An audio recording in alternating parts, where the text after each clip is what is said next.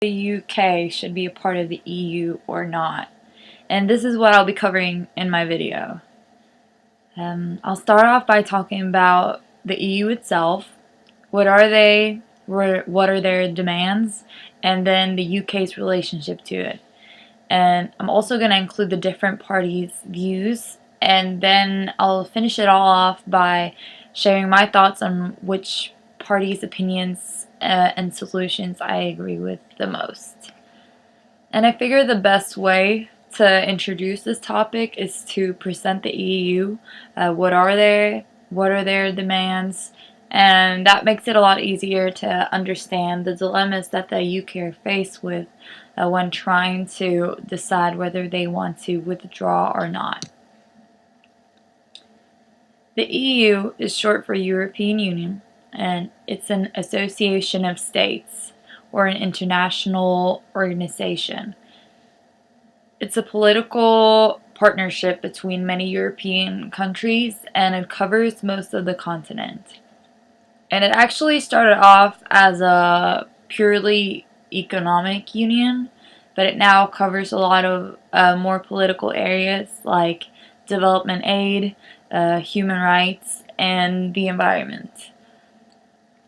It was created after the Second World War, and it started off based on the idea that countries that are economically dependent on each other will most likely be able to avoid conflict or keep it on a minimum. And the EU is based on one rule of law. Everything that it does is founded on treaties. Everything is voluntarily and democratically agreed on by all the members. And even though that sounds rather simple and positive, there are certain downsides that follow joining or being a member. Firstly, being a member is a complex, or joining is a complex process because you have to meet certain requirements. And once an applicant meets these conditions, they must follow all EU rules and regulations. And these regulations are not always beneficial for the member country, but prioritizes the well-being of the EU rather than the individual country. And of course, there are several positive outcomes related to the EU, and one of the most desired perks by joining, even for nations outside Europe, is the EU's single market. And this means that people, goods, services, and money can move around the EU as freely as within one country. And like I mentioned, this is very desirable for both European and non-European countries, and a great reason for why you want to join. And because of the different pros and cons related to the EU, the question whether the UK should stay a part of them or not is widely discussed both by the British and people in the rest of the world. And during a recent voting in the UK on whether they should stay a member or not, there was a pretty strong agreement among the British voters. Around 74% agreed that the UK should stay a member, but some of them did say that they want the UK to stay a member, but renegotiate the strict limits on immigration. And most of the remaining 26% that wanted the UK to leave still wanted to keep the free trade agreement. And these votings easily show that there are both negative and positive sides, whether you're a member or not. And of course, this is a very relevant topic in UK politics because it's something that affects so many areas in politics and so many people. And just like the rest of the people's opinions, the political parties' opinions differ a lot too. And here are the different opinions of the four major parties. So I'm going to start off with the Liberal Democrats.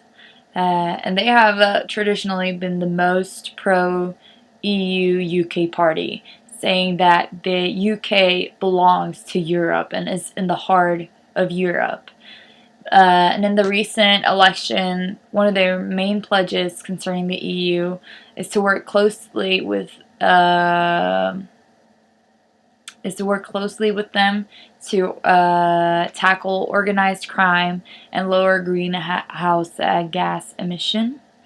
And the Lib Dems argue that the EU is useful for handling global issues, but they should not interact in areas where national or local action would be more effective or helpful. And then the Labour Party, they strongly believes that Britain's future lies in the heart of a reformed EU.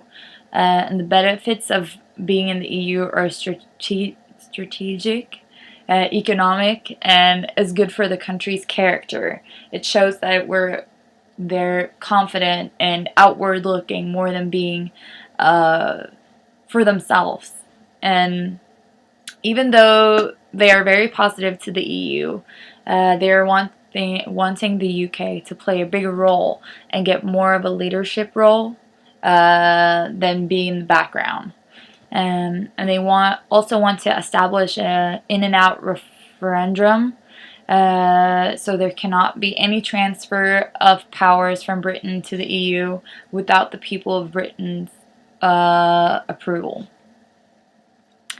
And then I'm going to go over to the UK Independence Party. And as the name probably reveals, they are for completely withdrawal from the EU. The reason why is because of the lack of democracy in the EU and the strict immigration policies is a problem. And these are usually the two factors that any party takes under consideration when looking at whether they want the UK to withdraw or not. And UKIP wants to replace the EU with a free trade agreement without a political union. And UKIP policies are based on what the UK's relationship with the EU would be like if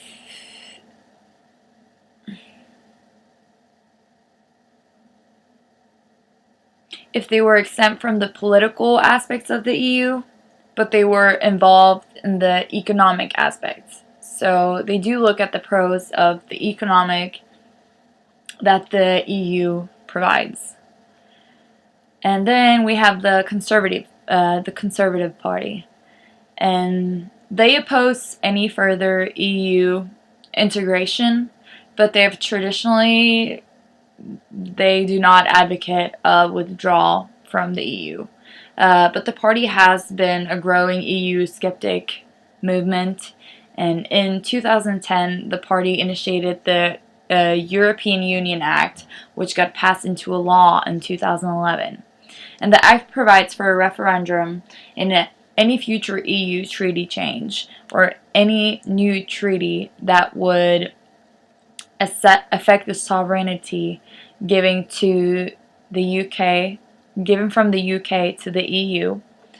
And the Conservatives also want to have a bigger control of the British economy and keep it from further integration in Europe and expand the free market.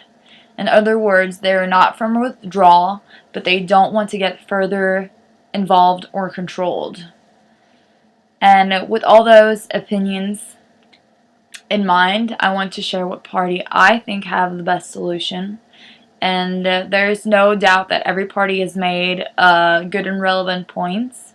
But personally, I side with the Conservatives. They're for the EU, but they still want to keep some of their power and their leadership role to strengthen their country as an individual. And even though the EU is good for Europe and for the membrane countries, you also want to think about your own country and how to promote it and make it the best one it can be.